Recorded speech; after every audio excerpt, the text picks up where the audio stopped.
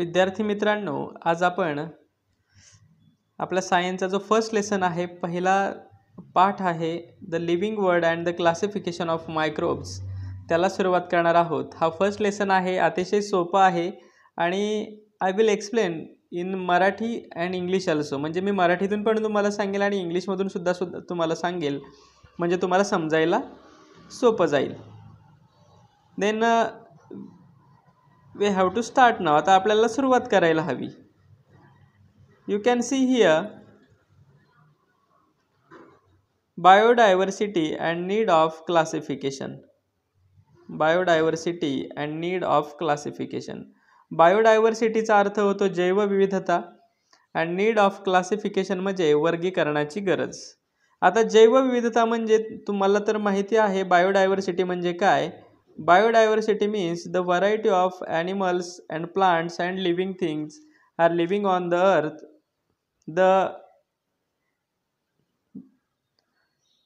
आपल्या पृथ्वीवर अनेक प्राणी, वनस्पती, अनेक प्रकारचे सजीव आहेत आणि त्याच्यामध्ये काय आहे, एक विविधता आहे. म्हणून त्या जीवांमधील विविधता जी आहे तिला जैवविविधता म्हणतात, बायोडायव्हर्सिटी म्हणतात. कारण की आपल्या पृथ्वीवर एका प्रकारचा प्राणी आढळतच नाही. We cannot find one type of animal.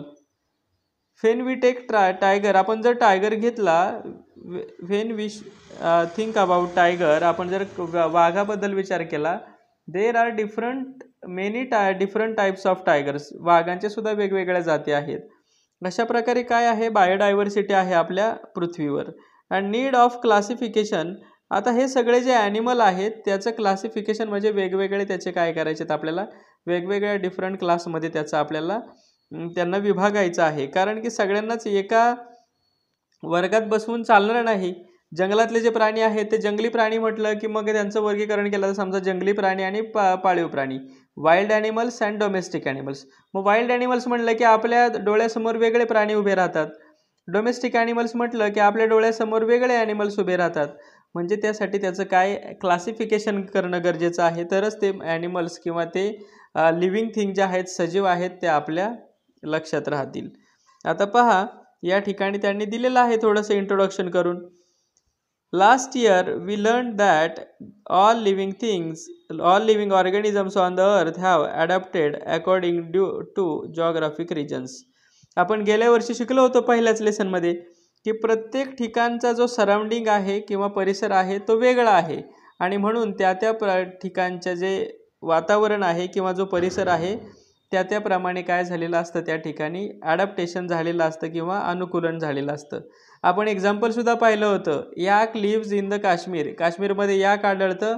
And the camel found in the we can find camel in the desert region. म्हणजे उंट कुठं आढळतो, वाळवंटामध्ये. आणि काय बोलतात त्याला दुसरं याक म्हटलं. याक कुठं आढळतो, स्नोई रिजनमध्ये, बर्फाळ प्रदेशामध्ये. तर बर्फाळ प्रदेशात आढळतो तर त्याच्या अंगावर जास्त केस असतात. हे त्याच्यामध्ये झालेलं ॲडॅप्टेशन आहे. अजून फूड इंजेक्शन म्हणजे अन्न ग्रहण करण्याची पद्धती प्रत्येक प्राण्याची वेगळी आहे. हत्ती जसं अन्न खातो तसं घोडा खातोच असं नाही. हत्ती त्याच्या सोंडेने खातो, घोडा डायरेक्ट तोंडाने खातो. डिफेन्स, बचावासाठी सुद्धा वेगवेगळ्या प्राण्यांना वेगवेगळे अवयव दिलेले आहेत. तुम्ही जर सांबर पाहिलं तर त्याला मोठी मोठी शिंग दिलेली आहेत आणि त्याला असे ताकदवर असे चिंचोळे पाय दिलेले आहेत की जेणेकरून तो जोरात पळतो. साळींदर पाहिलं तर त्याच्या अंगावर काटे असतात. म्हणजे प्रत्येकाला संरक्षणासाठी सुद्धा वेगळं काही ना काहीतरी दिलेलं आहे. While adopting many differences are observe in the organisms of same species. मी आत्ता सांगितलं एकाच जातीच्या अनेक प्रजातीमध्ये सुद्धा फरक आहेत. आपण माणूस जरी पाहिला तरी प्रत्येक माणूस सारखा आहे का. अशा पद्धतीने अकॉर्डिंग टू 2011 सेन्सस 2011च्या जनगणनेनुसार around 87 million species of living organisms are found on the earth. म्हणजे 87 मिलियन 87 दशलक्ष प्रजाती सजीवांच्या पृथ्वीवर आहेत.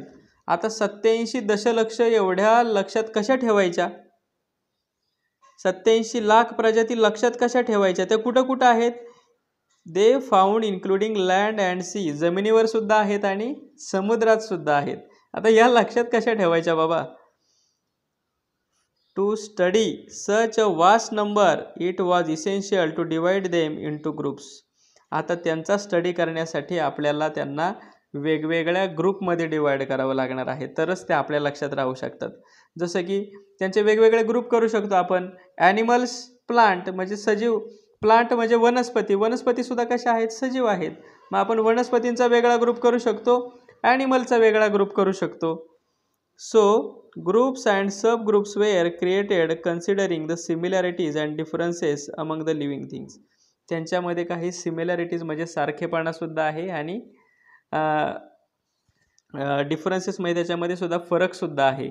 मग त्यातील फरक आणि सारखेपणा लक्षात घेऊन काय केलेले आहे, त्यांचे वेगवेगळे ग्रुप करावे लागतील, तरच ते आपल्या लक्षात राहतील. This process of dividing organisms into groups and subgroups is called biological classification. Biological classification कशाला म्हणतात? असे जे ॲनिमल्स आहेत त्यांच्या सिमिलॅरिटीज आणि त्याच्या डिफरन्सेस लक्षात घेऊन त्यांचे काही गट आणि उपगट, ग्रुप्स आणि सबग्रुप्स तयार करायचे, त्याला म्हणायचं बायोलॉजिकल क्लासिफिकेशन. त्याला जैविक वर्गीकरण असं सुद्धा म्हटलं जातं. Robert Harding Whittaker in 1920 to 1980 was an American ecologist. In the 1916 he divided living organisms into 5 groups. त्याने लिव्हिंग ऑर्गॅनिझमचे 5 ग्रुप केले, ते आपण नंतर पाहणार आहोत.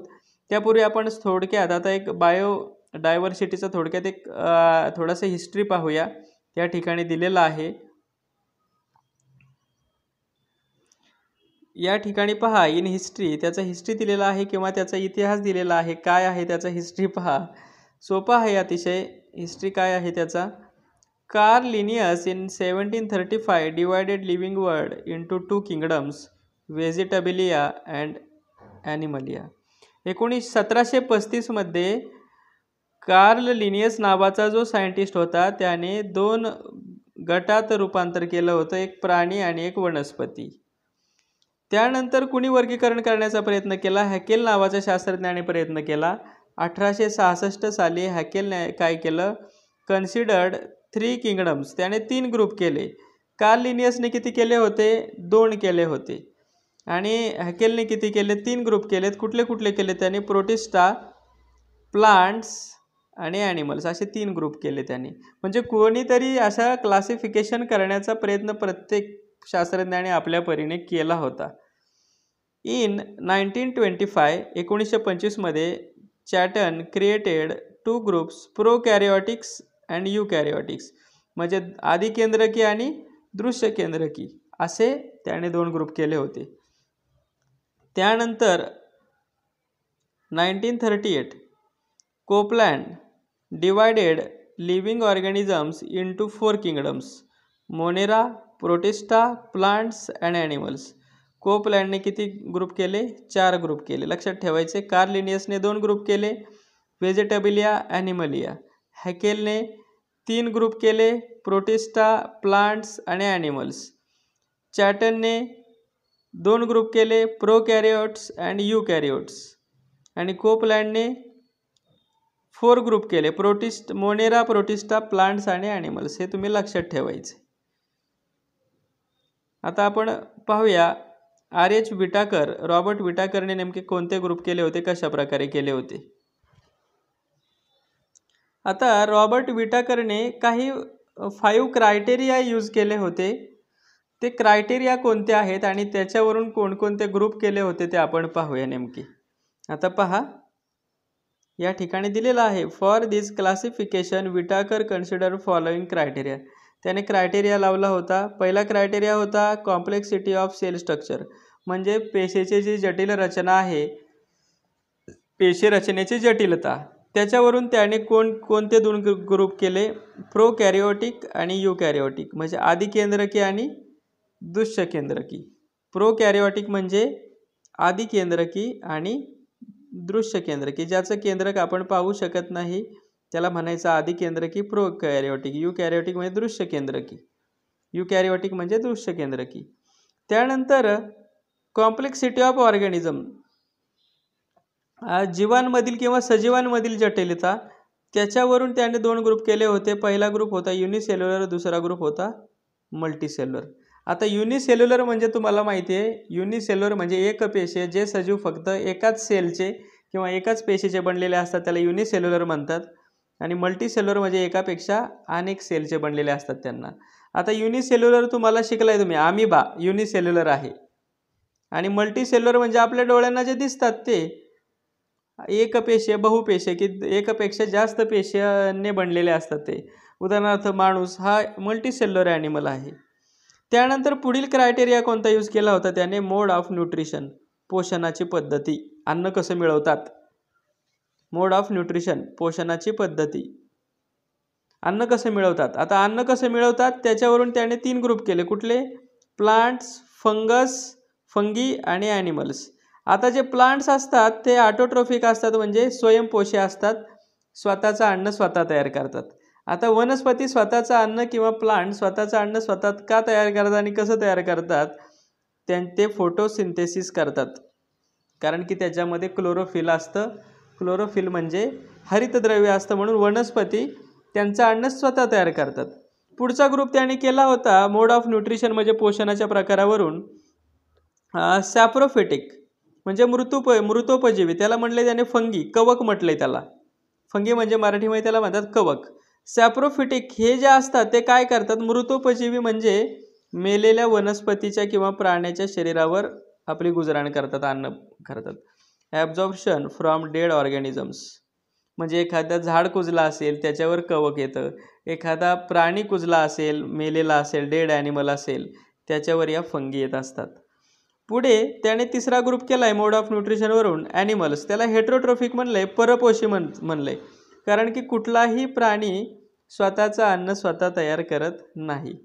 प्लांट्स स्वतःचं अन्न स्वतः तयार करतात, त्याला ऑटोट्रोफिक म्हटलं आहे. फंगी हे मेलेल्या प्राण्याच्या सजीवाच्या शरीरावर जगतात म्हणून त्याला सॅप्रोफिटिक म्हटलं आहे. आणि जे ॲनिमल्स आहेत प्राणी ते स्वतःचं अन्न स्वतः तयार करत नाहीत म्हणून त्याला हेट्रोट्रोफिक म्हटलं आहे. आता पुढं म्हटलं आहे लाईफस्टाईल. आता लाईफस्टाईलवरून कोणते केलेत पहा त्यांनी. आता लाईफस्टाईलवरून कोणते त्याने प्रकार पाडलेत पहा. RH विटा करणे. प्लांट्स प्रोड्युसर म्हणजे ते अन्न तयार करतात, उत्पादक असतात. ॲनिमल्स कन्झ्युमर्स ग्राहक, वनस्पतींनी तयार केलेलं अन्न ते यूज करतात किंवा वापरतात. आणि फंगी डिकम्पोजर्स जे कवक असतात ते काय करतात? विघटन करतात. म्हणजे मेलेल्या प्राण्याच्या शरीराचं विघटन करण्याचं काम कोण करत असतं? डिकम्पोजिशन करण्याचं काम फंगी करतात. म्हणजे एखादा प्राणी आपण पाहतो, एखाद्या ठिकाणी एखादा प्राणी मरून पडलेला आहे आणि काही दिवसांनी ते नाहीसा होतो तिथं फक्त माती उरते. त्याचं काय झालेलं असतं? डिकम्पोजिशन. आणि हे डिकम्पोजिशन कोणी केलेलं असतं? तर हे डिकम्पोजिशन केलेलं असतं फंगीने केलेलं असतं, कवकांनी केलेलं असतं की जे मृतोपजीवी असतात, सॅप्रोफिटिक असतात ते. त्यानंतर आहे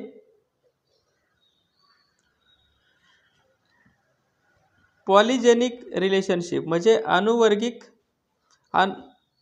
वर्गानुवंशिक नातेसंबंध किंवा वर्गानुवंशिक पद्धतीने केलेलं आहे.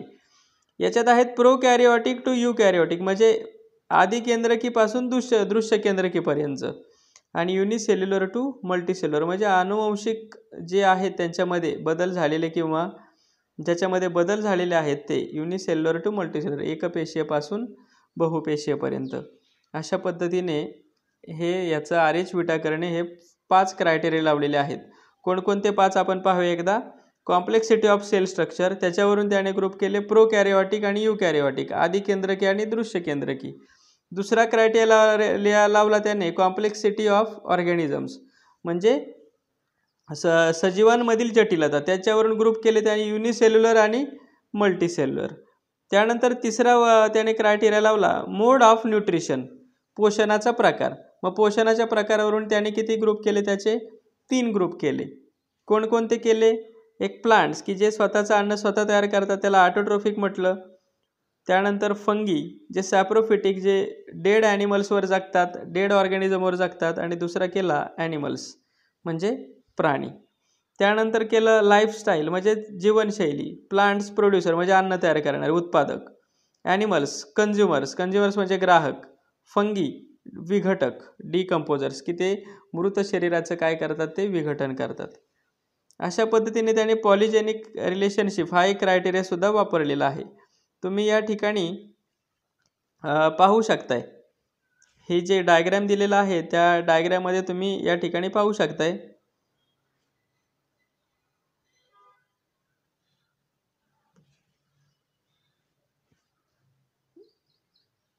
या ठिकाणी लिव्हिंग ऑर्गॅनिझम्स पहा. मग त्याच्यावरून पहिले दोन प्रकार केले, प्रोकॅरिओटिक्स आणि युकॅरिओटिक्स म्हणजे आदिकेंद्रकी. आदिकेंद्रकीमध्ये कोण येतात? फक्त युनिसेल्युलर एकपेशीय प्राणी येतात. त्यानंतर युनिसेल्युलरमध्ये एकच किंगडम येते किंवा एकच सृष्टी येते, ती मोनेरा. त्यानंतर युकॅरिओटिक म्हणजे दृश्य केंद्रकी, त्याच्यामध्ये काही युनिसेल्युलर सुद्धा ॲनिमल येतात, काही मल्टीसेल्युलर सुद्धा येतात. मग युनिसेल्युलरमध्ये कुठली किंगडम येते? त्याच्यामध्ये एक प्रोटिस्टा. कुठली येते? प्रोटिस्टा. त्यानंतर आहे मल्टीसेल्युलर. मल्टीसेल्युलरचे 3 ग्रुप केलेत त्याने. एक आहे फंगी की जे डेड ॲनिमल्सवर जागतात, डेड ऑर्गॅनिझमवर जागतात. त्याच्यामध्ये सेल वॉल असते पण त्याच्यामध्ये फोटोसिंथेसिस होत नाही, ते फंगी असतात म्हणजे कवक असतात. त्यानंतर चौथी किंगडम केली त्याने प्लांटी म्हणजे वनस्पती. वनस्पती हा एक वर्ग केला त्याने. वनस्पतींमध्ये सेल वॉल असते. तुम्ही जर सेल स्ट्रक्चर गेल्या वर्षी शिकला आहात, जे प्लांट्स असतात आणि फंगी असतात त्याच्यामध्ये सेल वॉल असते, पण प्लांट्स काय करतात? फोटोसिंथेसिस करू शकतात, स्वतःचं अन्न स्वतः तयार करू शकतात. पण फंगीमध्ये सेल वॉल जरी असली तरी क्लोरोफिल नसतं, म्हणून ते स्वतःचं अन्न स्वतः तयार करत नाहीत. पुढे आहे किंगडम 5 ॲनिमलिया म्हणजे प्राणी. नो सेल वॉल, याच्यामध्ये सेल वॉल नसते. ॲनिमलच्या ज्या सेल असतात त्याला सेल वॉल नसते. अशा प्रकारे किती गट केले त्याने, किती किंगडम केले आपण पाहू शकतोय. किती पंचसृष्टी कुठल्या कुठल्या आहेत? एक आहे मोनेरा पहिली, दुसरी प्रोटिस्टा, तिसरी आहे फंगी, चौथी आहे प्लांटी, तिसरी आहे, पाचवी आहे ॲनिमलिया. असे 5 गटात वर्गीकरण केलं म्हणून त्याला पंचसृष्टी वर्गीकरण म्हणतात. आणि हे पंचसृष्टी वर्गीकरण कुणी केलंय? R.H. विटाकर याने केलेलं आहे. मित्रांनो, अतिशय सोपं आहे हे, लक्षात ठेवा. याच्यावर आधारित मी क्वेश्चन्स देणार आहे, ते तुम्ही मला व्हॉट्सॲपद्वारे पाठवायचे आहेत. थँक्यू.